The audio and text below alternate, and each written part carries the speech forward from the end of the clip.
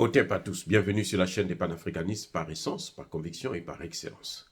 Celle des citoyens kémites par nécessité et obligation de combat. Nous sommes une chaîne qui n'est guidée que par nos ancêtres et rien que par les ancêtres qui appartiennent à l'égrégore du monde noir. Par conséquent, nous ne croyons en aucun Dieu venu de l'étranger. Toutefois, cette vidéo n'est aucunement destinée à inciter à la haine ou à la violence, car nous menons un combat qui est d'abord et avant tout spirituel, intellectuel et démocratique. Ensuite, il est politique, géopolitique et géostratégique, contre l'impérialisme, le colonialisme, le néocolonialisme et l'endocolonat, qui sont tous qualifiés de crimes contre l'humanité. Nous menons ce combat sur la base du principe fondamental que nous avons hérité de nos ancêtres kémites, qui est celui de la Mahat, c'est-à-dire solidarité, vérité et justice.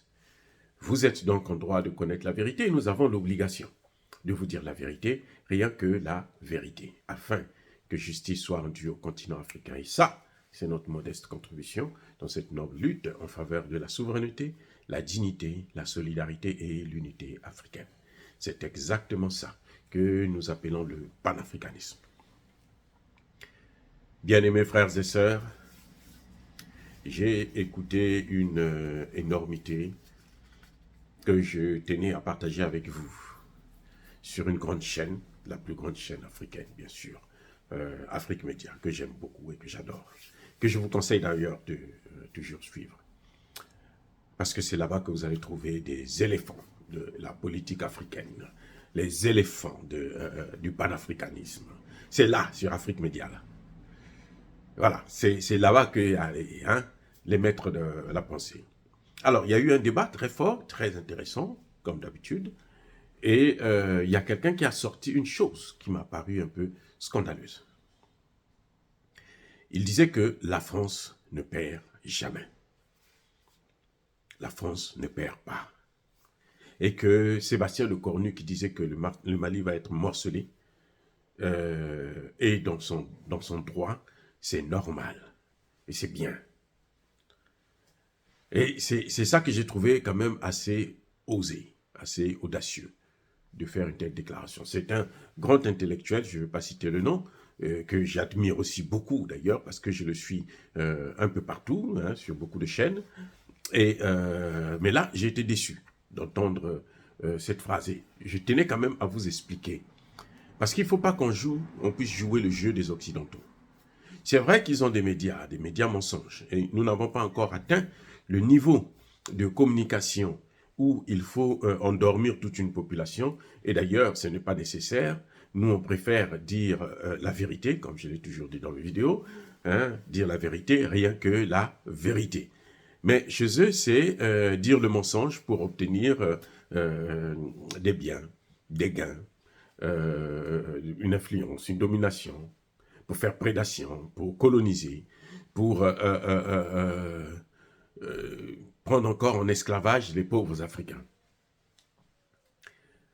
Contrairement à ce que cet intellectuel de haut niveau, de haut calibre a dit, la France ne perd jamais. Moi, je vous dirais que la France perd toujours. La France, c'est ce qu'on appelle aux États-Unis en anglais, loser. Vous voyez, la France est aujourd'hui un failed state. La France a perdu un Dien Bien Phu. La France a perdu en Libye. La France a perdu en Haïti. Et là, on parle de la France qui est la première puissance militaire du monde.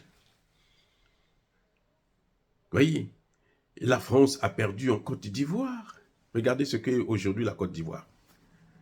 C'est pas onéreux pour Emmanuel Macron. Si les Ivoiriens sont ceux qui quittent le plus leur pays pour aller se jeter, mourir dans la mer, c'est le désespoir. C'est la drogue. C'est les suicides des jeunes enfants de 17 ans, 18 ans, même moins âgés encore. Alors, la France perd toujours. La France a perdu au Mali. La France a perdu au Burkina Faso. La France vient de perdre là, au Niger. La France va perdre au Tchad. La France va perdre au Gabon. Eh oui, C'est-à-dire que c'est un processus. Nous avons, pendant longtemps, été dominés par ces gens et on s'était pas trop concentré sur ces enjeux-là. Mais maintenant, nous avons une jeunesse éveillée qui regarde, qui filtre, qui comprend et qui est sans complaisance. Ah oui, nous n'avons pas les mêmes moyens. Parce qu'il y a encore aujourd'hui, on ne peut pas sentir ce mouvement de libération du continent de l'Afrique parce qu'il y a encore beaucoup de traîtres. Il y a encore beaucoup d'endos-collants. Il y a encore beaucoup de chefs d'État qui ne jurent que sur la France. Vous vous rendez compte, Bazoum, quand il perd le pouvoir, et la première personne qu'il appelle, c'est Emmanuel Macron. Bazoum n'a jamais appelé un chef d'État de la CEDEAO. Peut-être bien après. Mais la personne qu'il appelait, c'est Emmanuel Macron. Et c'est avec Emmanuel Macron qu'ils ont décidé de boycotter le Niger. C'est avec Emmanuel Macron qu'ils ont tenté de freiner le Niger dans toutes les institutions de l'Organisation des Nations Unies. C'est d'ailleurs pour ça que le gouvernement a décidé de virer la correspondante, la coordinatrice de l'ONU au Niger. Parce que vous ne voulez pas nous voir. Ben, ne venez pas chez nous. Attendez quand Bazoum va revenir, vous allez revenir. Oui. Et aujourd'hui, le secrétaire général est confus. Le secrétaire général ne sait plus à quel saint se vouer. Le secrétaire général est devenu fou parce que il a joué un jeu de puissance et qui ne peut pas tenir aussi longtemps en tant que secrétaire général. C'est deux fonctions qui sont complètement opposées. Ou vous suivez les intérêts des Occidentaux, ou vous êtes là pour l'institution internationale. C'est pour ça que vous avez vu que le secrétaire général veut maintenant critiquer Israël. Quand il a critiqué Israël, Israël a tapé encore plus fort. Et il est devenu comme un dingue. Il ne sait plus où aller, c'est un paria. Bref, la France, elle perd toujours. La France n'a jamais gagné. Regardez, pour que la France puisse obtenir la Coupe du Monde, il a fallu qu'elle étale tous les Noirs d'Afrique. Toute l'équipe était noire. Il y avait peut-être un ou deux blancs. Et c'est là que la France va prendre la première et certainement la dernière Coupe du Monde. Oui, donc la France, c'est un loser. Comment vous appelez ça? Macron a endetté le pays, son pays, à hauteur de 3 000 milliards. Plus de 3 fois la dette de l'ensemble des pays africains. Et ça, c'est un pays qui gagne. La France est devenue le paillasson des États-Unis. Joe Biden, quand il veut danser, eh bien, il vient sur la tête de Macron, il essuie ses chaussures avant de partir en Israël. Et c'est ça, ce qui sert de la France. La France est obligée de tuer les siens et mentir au monde entier qu'ils sont morts, assassinés par des terroristes, afin de rester là encore. La France n'a même plus une armée conventionnelle. C'est une armée expéditionnaire en Afrique, qui d'ailleurs même en Afrique échoue. Avec 13 000 soldats, vous croyez que c'est une armée?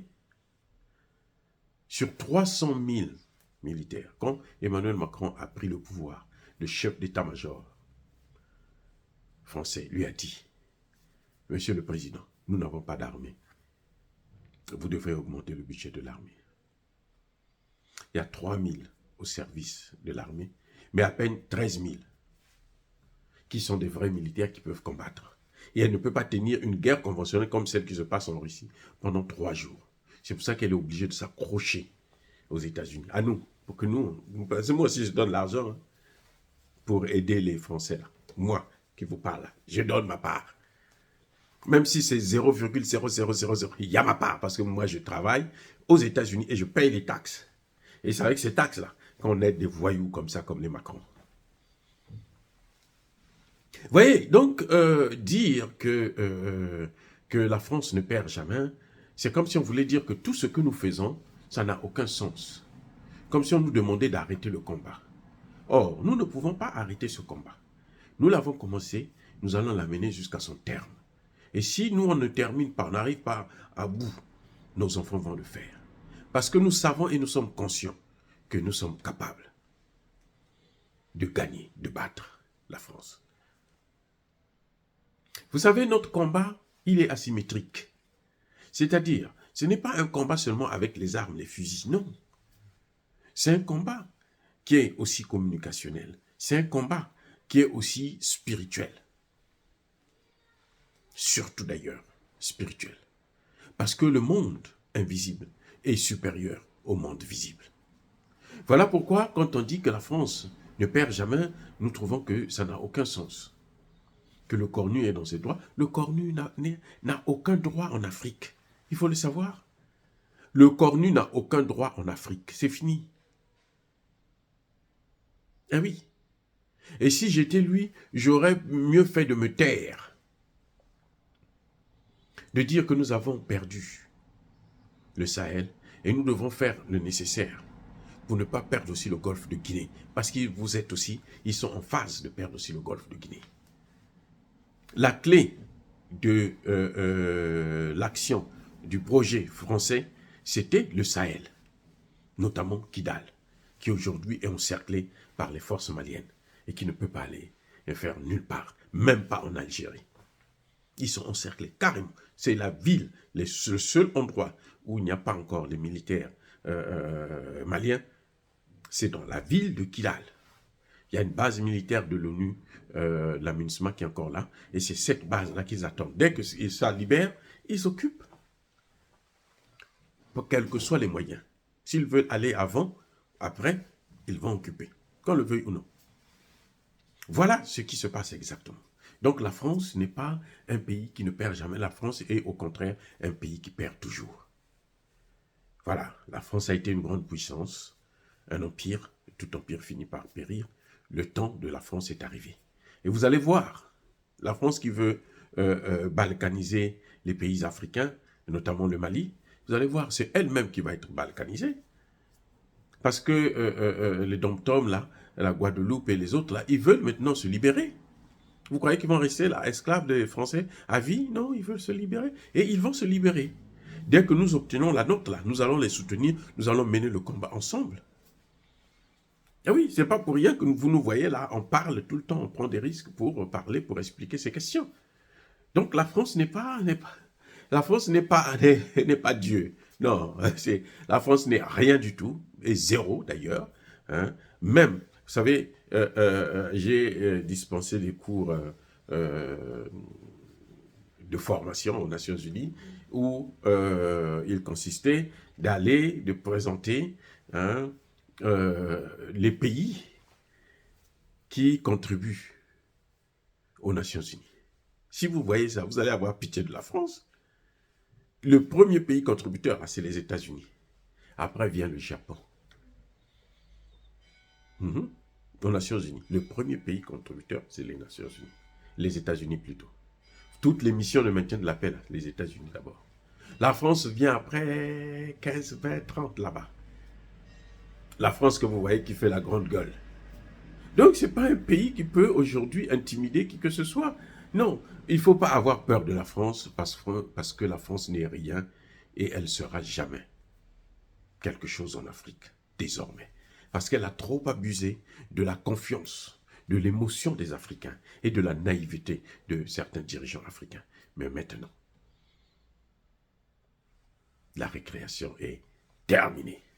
Dire cela, c'est inciter à la haine ou à la violence. Non, il n'y a pas colère veille. Encore une fois de plus, bien aimés frères et sœurs, soyez bénis. Je persiste et je signe. Soyez abondamment bénis par le Dieu des Kémites et par nos ancêtres angélisés. Mais que tous ceux qui persécutent le continent africain le pillent et le déstabilisent. Qu'ils soient noirs, blancs, chinois, arabes, indiens ou qui qu'ils soient punis, maudits, foudroyés, neutralisés, écrasés, effacés par ce Dieu des Kémites et par nos ancêtres angélisés. Vive l'Afrique éternelle, j'ai dit, et j'assume.